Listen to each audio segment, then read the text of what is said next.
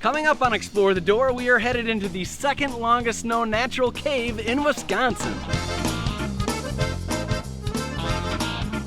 Hello everybody, John Jarsch here for Explore the Door. We are with Eric Olson. He is the Door County Parks Director. He is about to take us into this cave right behind us. Eric, how are you today? Pretty good, John. Thanks so much for coming. We are really excited about it. Now tell us about Horseshoe Bay Cave.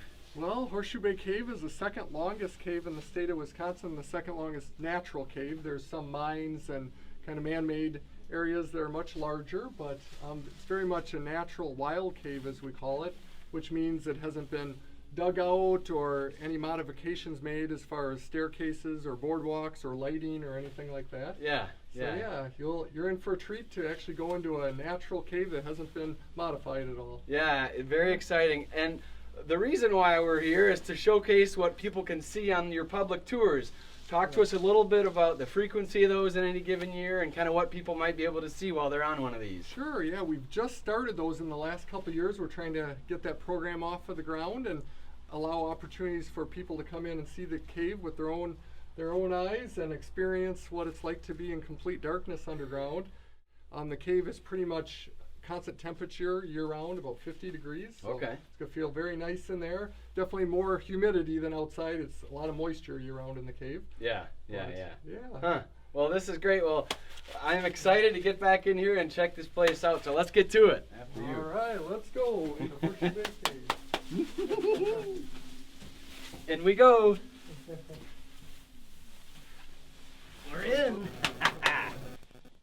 So right a short ways from the front entrance, in fact we could see it when we were standing out there, is some of the scientific equipment that the DNR has put in here to help monitor the bat population that uses Horseshoe Bay Cave during the winter. This first rectangular frame out of PVC pipe has these black cables on, or hoses. They basically, it's called a pit tag reader. They'll read microchips that are in the bats when they fly in and out of the cave, and they could have an idea where those bats flew from, how large of a radius that they kind of move around, and if they were tagged at Horseshoe Bay Cave or somewhere else in the state. Okay. They actually found out they travel up to a 200-mile radius around Horseshoe Bay Cave. Holy cow. Yeah. That's amazing. So we'll just be careful as we crawl through here not to damage it. There's another set of scientific instruments in here that is a series of beams, laser beams, a beam break system where the bats fly in and out, and whenever they break the beam, then they get counts on how many bats use the cave.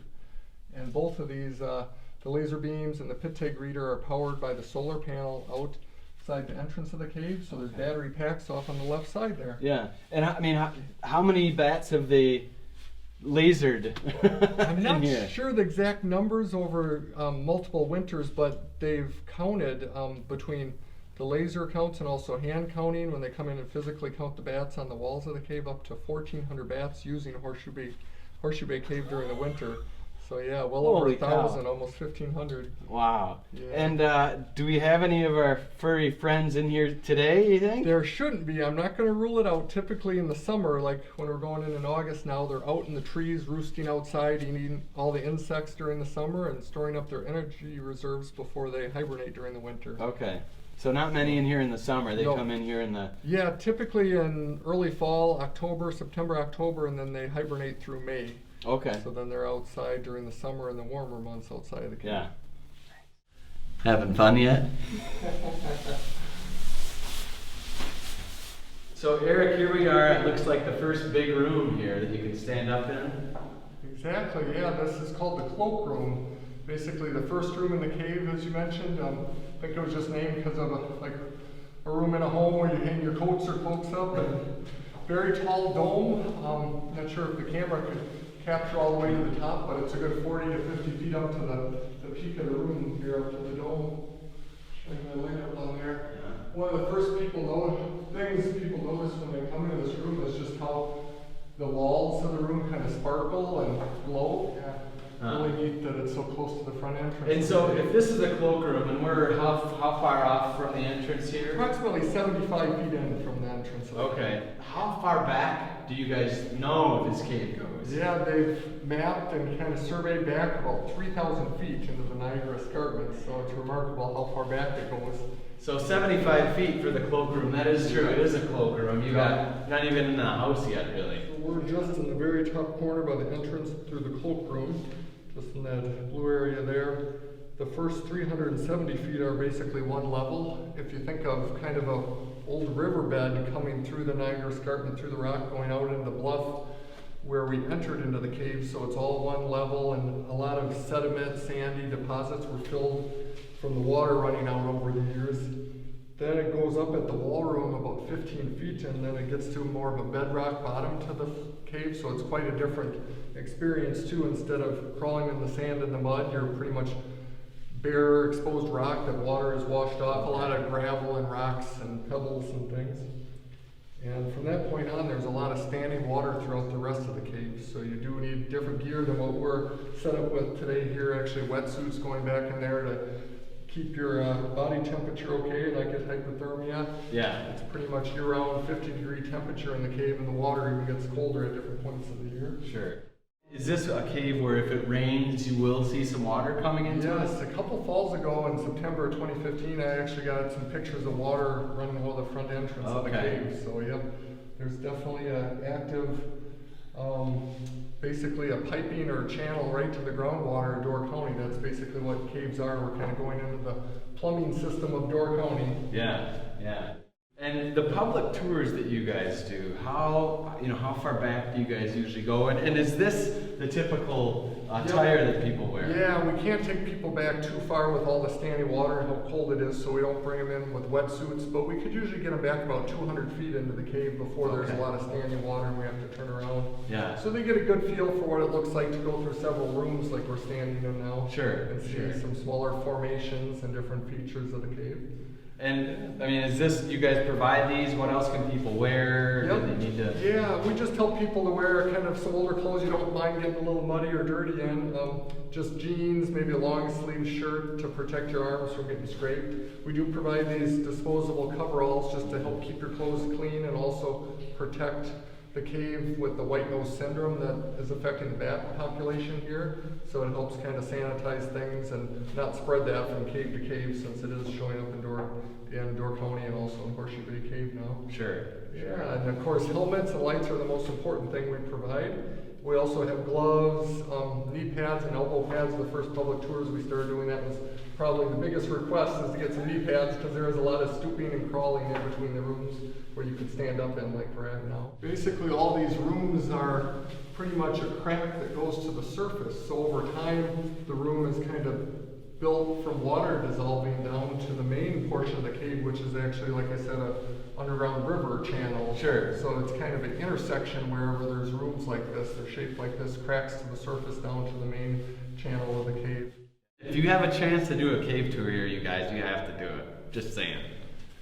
Very unique thing to have in Door County, to have this opportunity to come in. So this next little room we're standing in has a good example of some ribbon flowstone. It kind of comes down in ribbon sheets going all the way up the wall here. And again, those are different types of mineral, calcium deposits, different things like that, that basically drain down through the water and get deposited when the water drips off them. Another thing that I could point out in here is some of this squiggly lines along the side. They call that cave writing. You'll notice it a lot on the walls and the ceilings as we go back. Yeah. More examples there. That's actually deposits of sediment or dirt from the surface coming down with the water. And it makes all kinds of neat designs.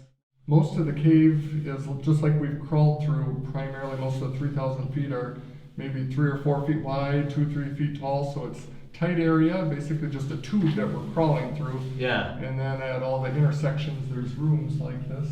Claustrophobic? Nobody around here is claustrophobic. There's no room to be claustrophobic. John, we're actually standing at the base of what used to be a stalagmite that was growing up towards the ceiling. The difference between a stalactite is stalactites hang tight to the ceiling, stalagmites might grow up to the ceiling. Kind of a good way to remember that. And sometimes you'll actually see them connected all the way down in a column down to the cave floor. So over thousands of years, all the minerals were depositing here and making a kind of a tower. The one thing that I'm kind of amazed at, not only about the total darkness, but it's so quiet under here. It's amazing all the background noise that we have in our everyday lives, that when you're down, you don't think about it, but when you're down here, you literally can hear the quiet. Pretty cool. So now we're entering into the second larger room near the entrance of the cave called the Rocky Mountain Room.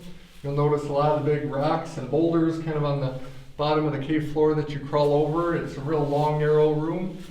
And on the left side here, there's actually a lot of sediment that's been deposited as water's flowed towards the entrance of the cave throughout time and create some little pools of water where there's little microorganisms in there, springtails, different things like that.